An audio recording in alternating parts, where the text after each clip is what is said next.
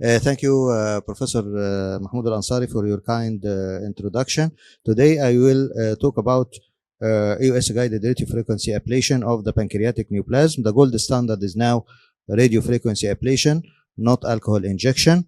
Before starting my lecture, I will show you just two videos of to know the magnitude of the problem. This is a patient with frequent hypoglycemia, frequent attacks of hypoglycemia, high insulin C-peptide level.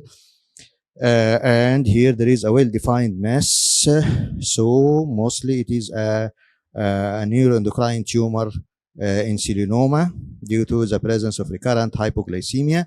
This tumor is located at the neck, at the region of the neck of the pancreas, at the venous confluence, of splenic, portal, and superior mesenteric veins. So here the operation will be Whipple, extended Whipple, or extended distal pancreatectomy. So when it is located in the neck, it is a problem in the surgery, or it may be, enucleation may be done, and this followed by high incidence of fistulas formation.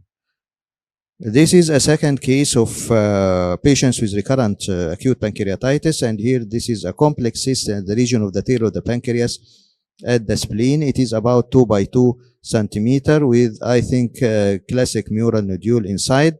So here the operation, the patient is old age, and the operation here will be distal pancreatectomy. So what I'd like to say is that sometimes we are obliged to do major surgery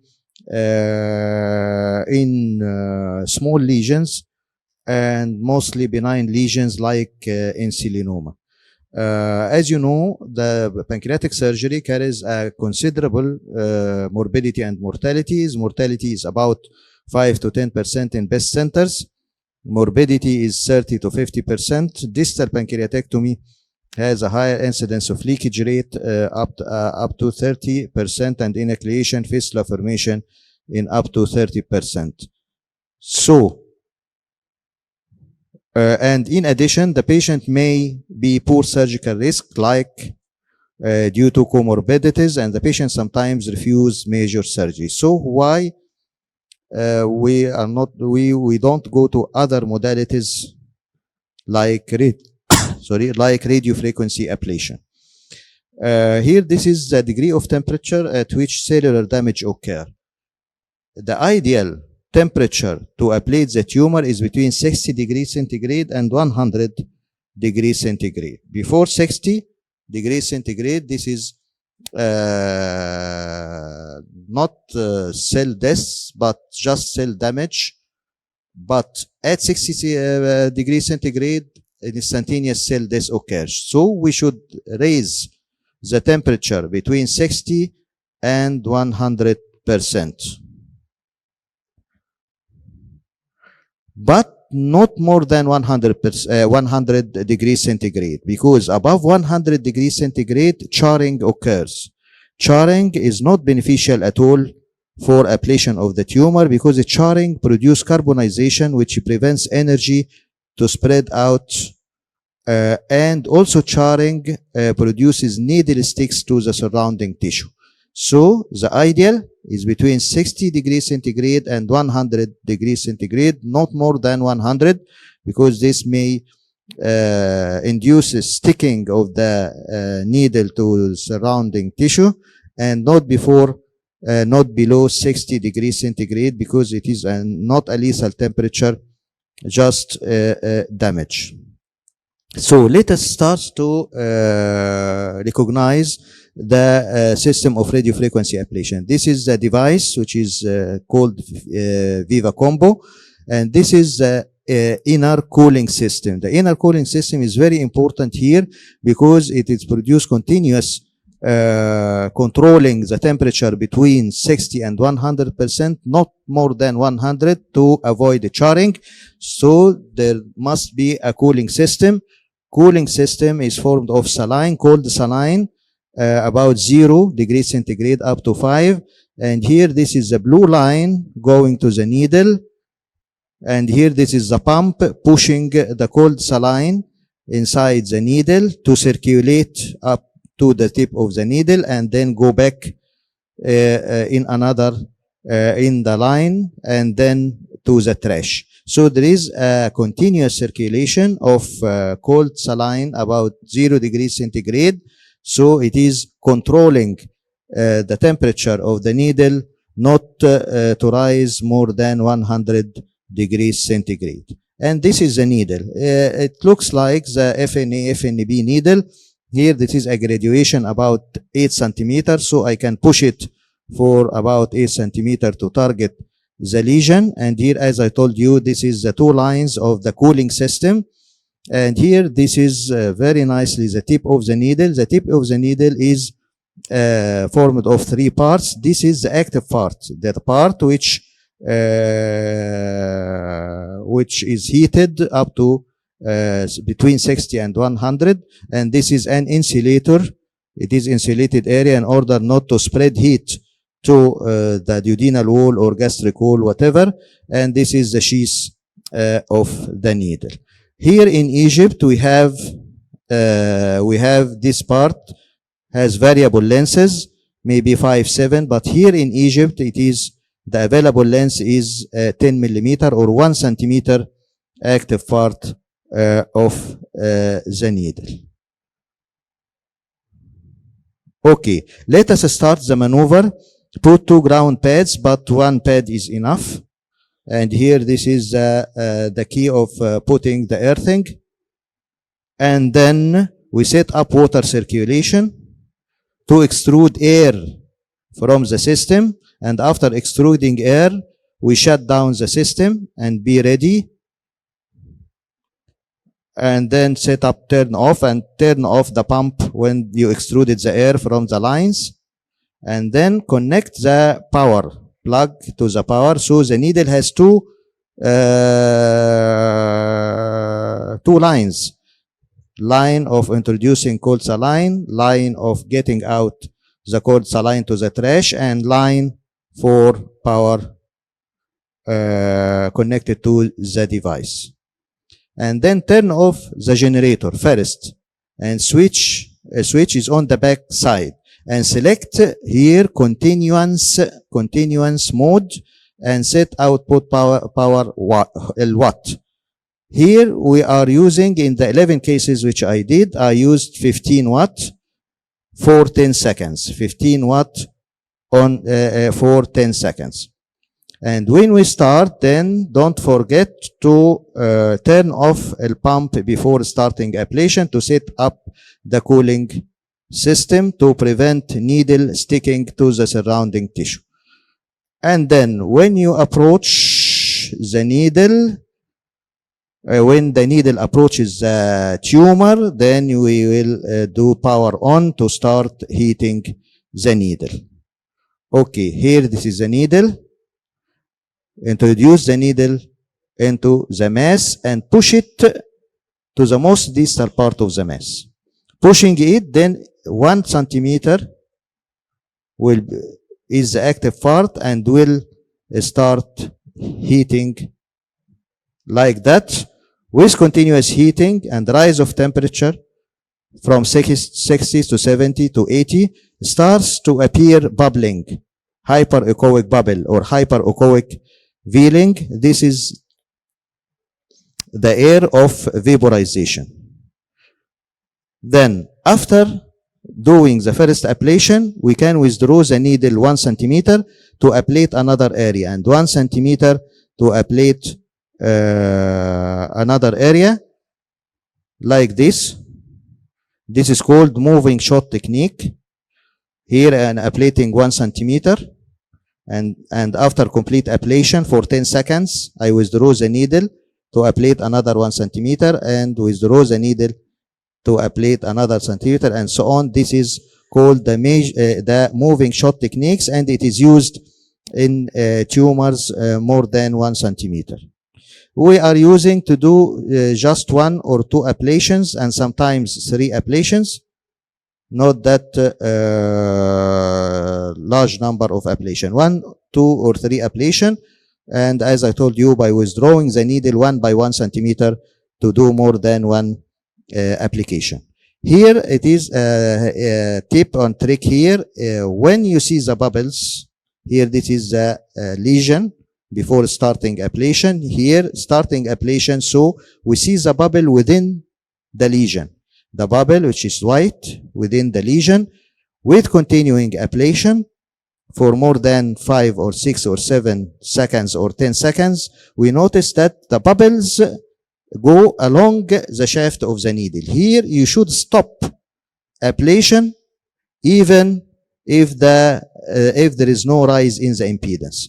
When you do ablation, the temperature rises, the cloud appear, and after about 10 seconds, there is hike or a spike of the impedance. But if the bubbles descends along the shaft of the needle, even without rise in the impedance, you should stop. Bubbles should be restricted to the lesion and not ascends up along the shaft of the needle. This is a video showing the maneuver.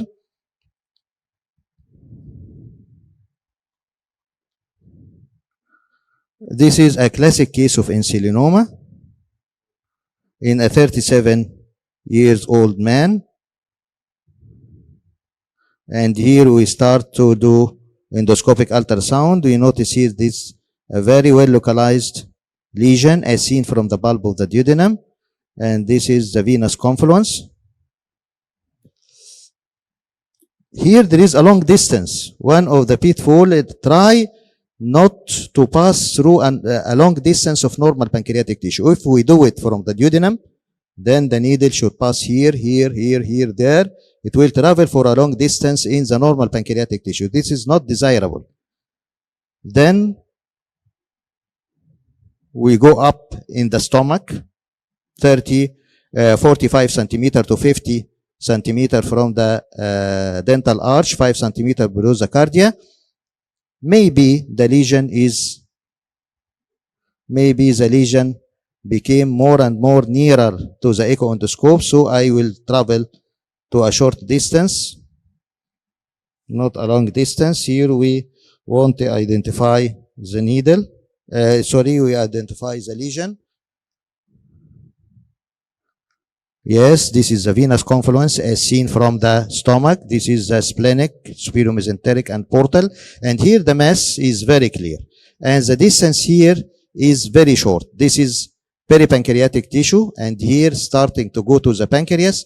So we will travel a short distance to reach the mass. So it is very desirable, and I think this is a very good position, because as I told you, we will travel a shorter distance than the duodenum. In the duodenum, it was so far.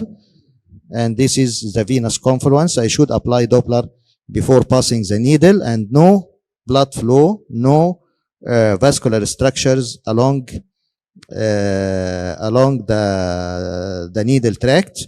So I think it is a very nice position to start ablation. But the only drawback of this position that targeting the lesion from the stomach is a little bit difficult, because it is more mobile, because the stomach has a peritoneal ligament, so it can move with the peritoneal ligaments. But the duodenum, the lesion is fixed, because the duodenum is retroperitoneal. So sampling the lesion from the duodenum is usually more easy than sampling it from the stomach, especially with radiofrequency ablation needle. This is a 19G needle, a little bit more complicated, more complex than the usual FA needle, but fortunately enough we can go nicely. And here the distal end, the tip of the needle is at the distal end of the mass. We are now in a good position in the middle, and here this is near the distal end. And then we will apply 60 watt or 50 watt for 10 seconds. And after doing the first ablation, we notice that there is no complete veiling of the mass. This area is still hypoechoic, still blackish. So we will do a second a second pass, and a second ablation. This is a third pass. This is the ablated area by the previous passes, and here this is the needle, and this is a viable, still remaining viable part of the mass. So I decided to do a third ablation, and now we are putting the bottle on and on 60 watt for 10 seconds. And after that, this is the final view. We notice that the lesions became smaller and more echogenic than before ablation.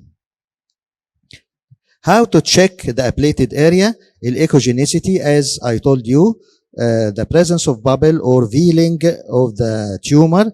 This denotes if that tumor is completely veiled by bubbles. This is indication of good ablation, or enhancement by vascularity, whether you have a contrast endoscopic ultrasound, or applying, if you don't have contrast ultrasound, you have a fine Doppler, low flow Doppler.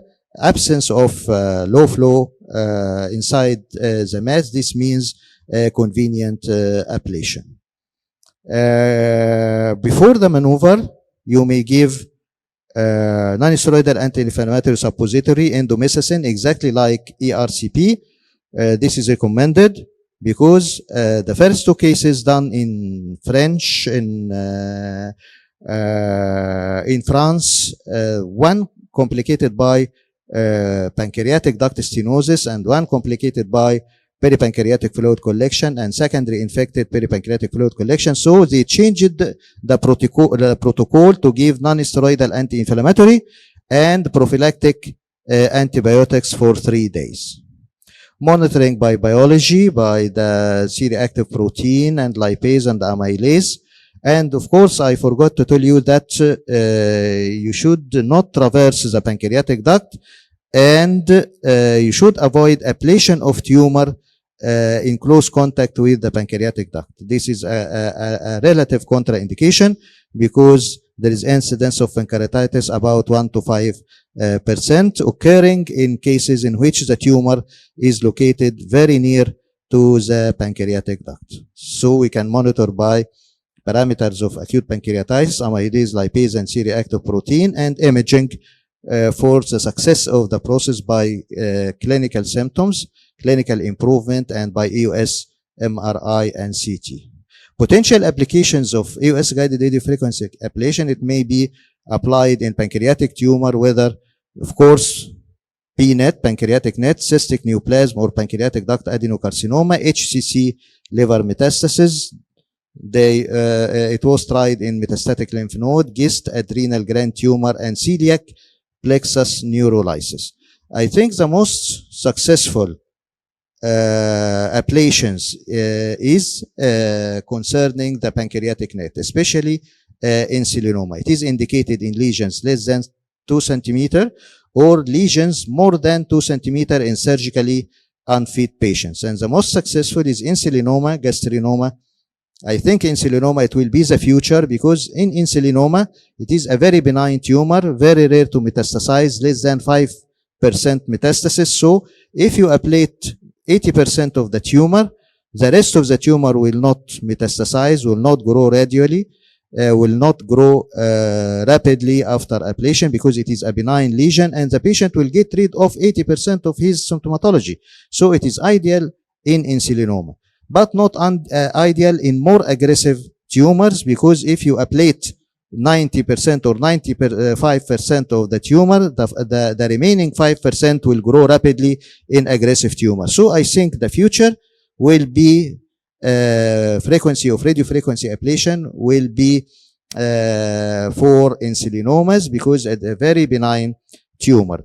It may be done also in an IPMN. It is have a low malignant potentiality, and in some cases of mucinous cystic neoplasm in poor surgical risk patients. In adenocarcinoma, it is not recommended. We're starting ablation with 2 cases of adenocarcinoma, but we noticed that although it is noticed that the decrease in size, they decreased in size, but not to the extent to be surgical resectable. So I think it is as equal as radiofrequency, as equal as chemotherapy. So it is not now in all the world, they are not recommending radiofrequency ablation for adenocarcinoma. The advantages of radiofrequency ablation is minimally invasive, can be repeated, no cumulative toxicity with chemotherapy, short-term recovery after the procedure, can be combined with chemo and radiotherapy, especially for adenocarcinoma, but it is now they are saying that the combination of radio or chemotherapy with radiofrequency ablation is a summation, is not a summation but augmentation. They augment the action of each other, but till now it is no significant improvement, and I think the radiofrequency ablation will be restricted to insulinoma, neuroendocrine tumor, especially insulinoma, and IPMN. Potential adverse effect, as I told you, nearby structure damage, especially the pancreatic duct, CBD, and the duodenum. With normal pancreas, if you pass for a long distance in the normal pancreas, you may have pancreatitis, or near the pancreatic duct, you may have fistula and ascites. So, give non-steroidal anti-inflammatory suppository before the procedure. Try to avoid burning of tumor nearby the pancreatic duct. This is a French study. The success rate of the French study is about 82%. It is rather convenient. They did cases of mucinous cystic neoplasm in 2 patients, IPMN in 16 patients, neuroendocrine tumor in 12 patients, and the success rate was 82%.